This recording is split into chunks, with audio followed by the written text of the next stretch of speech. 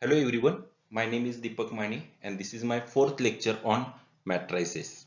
Points we are going to discuss in this lecture are: first one, uniqueness of inverse of a matrix; second, inverse of a non-singular matrix by elementary transformation; and then examples. So let us start with our first point, uniqueness of inverse of a matrix. And here we are going to prove that if A is a square matrix and its inverse exists, then it is unique. And the proof of this theorem is, let capital A be a square matrix of order m and let its inverse be exist. So if possible, B and C be the two inverses of matrix A. And if B and C are two inverses of this matrix A, so to prove this theorem, we have to prove B and C are equal matrix. Now, by definition of inverse, if B is inverse of matrix A, that means AB is equal to BA is equal to I, where I is identity matrix. And similarly, C is inverse of matrix A, that means AC is equal to CA is equal to I. Now let us consider B, and this matrix B can be written as B into I, where I is identity matrix. And now we are going to replace this matrix I by AC by using this equation. So just replace this I by AC. So this can be written as B into AC.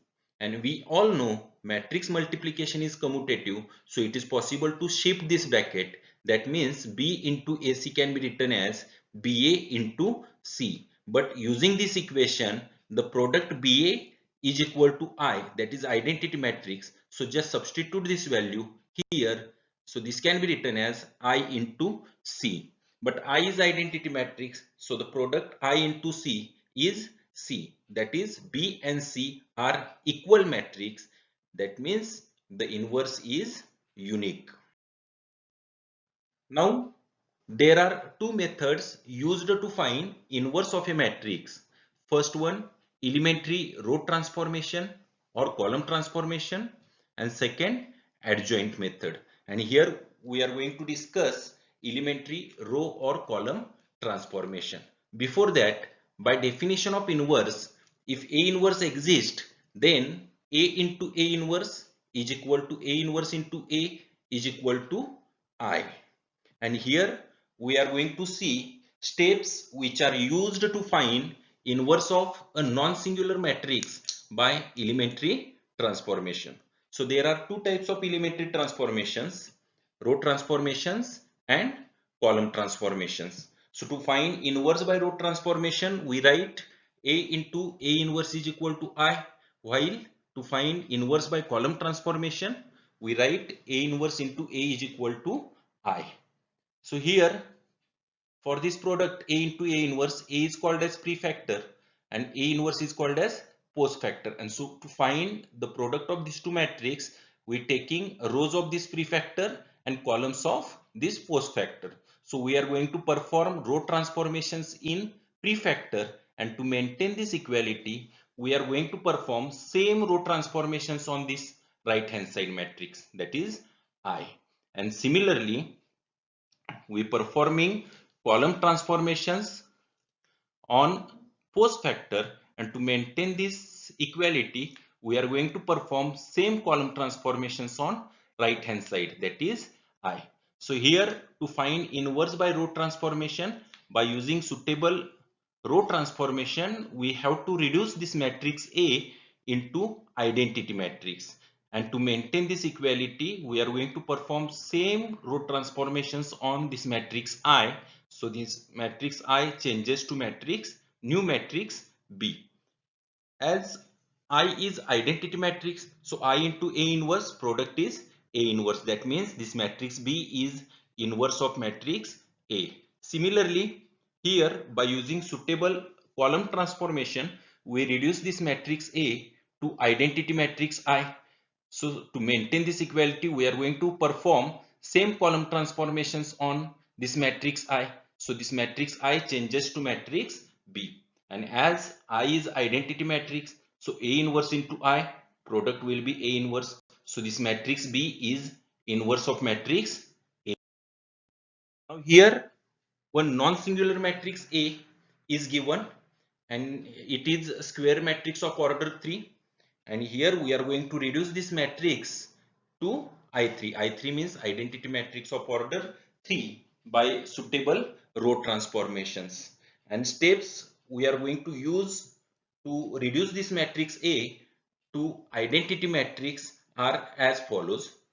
First step, first we reduce this element A11 to 1 by suitable row transformation. Second step, using this R1, that means first row, we reduce these two elements A21, A31 to 0. Third step, we reduce this element A22 to 1. Fourth step, now using this second row, we reduce element A12 and A32 to 0. Fifth step, we reduce this element A33 to 1. And last, step number 6, using this third row, we reduce this element A13 and A23 to 0. So to reduce given square matrix of order 3 into identity matrix of order 3, we required maximum 6 steps. Now let us see example number 1. Find the inverse of A by using elementary row transformations. So here we are going to find inverse of this matrix A by elementary row transformation. So we write A into A inverse is equal to I. Now just substitute the value of A and I. So this is matrix A. This A is square matrix of order 2. So I is identity matrix of order 2. And now by using suitable row transformations, we are going to reduce this matrix A to identity matrix. That means first we reduce this element to 1, then we reduce this element to 0, then we reduce this element to 1, and then we reduce this element to 0. So this element is already 1. So we reduce this element to 0 using first row. So we multiplying this first row by 3 and subtract it from second row. That means we are going to perform this operation. R2 changes to R2 minus 3R1. We get this one. Okay. Now we reduce this element to 1. So for that we are going to multiply this second row by minus half. That means we are going to perform this operation. R2 changes to minus half into R2. That means we multiplying all element placed on second row by minus half. We get this one. First row as it is, and here we multiplying all element placed on second row by minus half. Next we reduce this element to 0 by using R2. So for that we multiplying the second row by 2 and subtract it from first row. That means we are going to perform this operation. R1 changes to R1 minus 2R2. We get this one. Now this is identity matrix and I into A inverse, A inverse. So here we get A inverse is equal to this matrix. So this is inverse of given matrix. आता या ठिकाणी बघितलं तर या ठिकाणी to reduce this element to 1, we multiplying this second row by minus half. So we get here fractional values. So instead of that, जर का मी पहिला हा element 0 केला असतं, हा 0 करण्यासाठी काय केलं असतं आपण, just R1 plus R2 adding this element R2 in R1, आणि त्यानंतर जर का हा element 1 केला असता तर कॅल्क्युलेशन्स काय झाली असती, इझी झाली असती. म्हणजे हे सेम एक्झाम्पल मी केलं असतं. Instead of reduce this element to 1, first we reduce this element to 0. So for that we performing this operation. R1 changes to R1 plus R2. We get here, we get 1 plus 0 1, 2 minus 2 0, then 1 minus 3 minus 2, and 0 plus 1 1. Now we reduce this element to 1 by multiplying the second row by minus half. So we are going to perform this operation. R2 changes to minus half R2. We get this one. So 0 into minus half 0, minus 2 into minus half 1, minus 3 into minus half 3 by 2, and 1 into minus half minus half. As this is identity matrix, so identity matrix into A inverse, so this is inverse of given matrix. Example number 2, find the inverse of matrix A by using elementary row transformations. So here we are going to find inverse of this matrix A by elementary row transformation. So we write A into A inverse is equal to I, because we apply row transformations on prefactor and right hand side. So just substitute the value of A and I.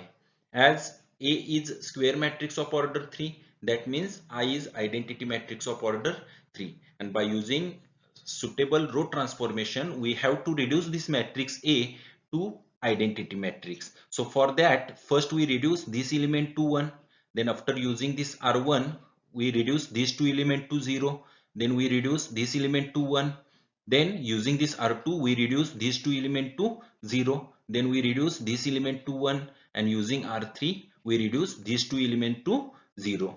So first we reduce this element to 1. So for that we are going to interchange R1 and R2. That means we are going to perform this operation, R1 interchange to R2, we get this one.